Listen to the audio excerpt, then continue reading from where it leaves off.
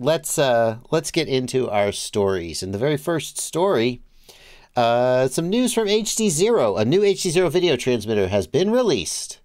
Tell us what makes this so special and newsworthy.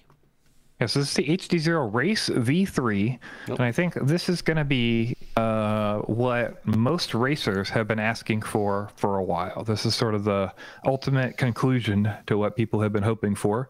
At least that seems that way, other than these, combined like RX FC, RX. Right, like the Ghost VTXs Hybrid.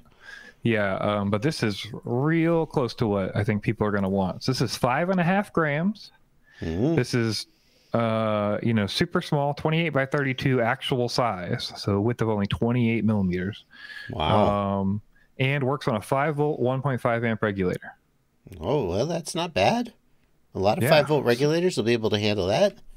Yeah, so you slap this right in your stack. It's going to be basically the same size as the other stuff in your stack, and you're going to be able to power it off a 5-volt.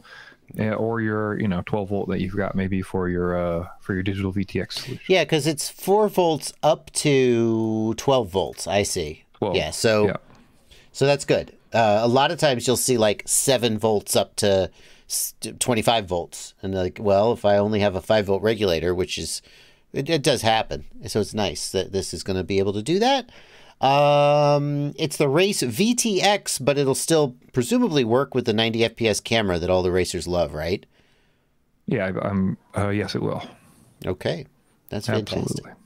Now, I guess the only word of warning would be make sure that your 5-volt regulator can handle it. We see 5-volt regulators that are rated for 2 amps, but if you actually put them under stress, they will brown out and you'll have issues. I mean, I would feel the best if I had a voltage regulator rated for 3 amps, even though 1.5 amps, you get a little bit, 2 amps should be plenty. Unless you know for a fact, like I know that iFlight derates their voltage regulators. They have regulators that on paper should be 3 amps, but they rate them at 2 amps. Like that would be fine. It looks like this says it draws 5.8 watts the max power. So that'll be like, not that much. Yeah, like 1.2 or whatever that comes out to at 5 volts, right? So yeah, okay.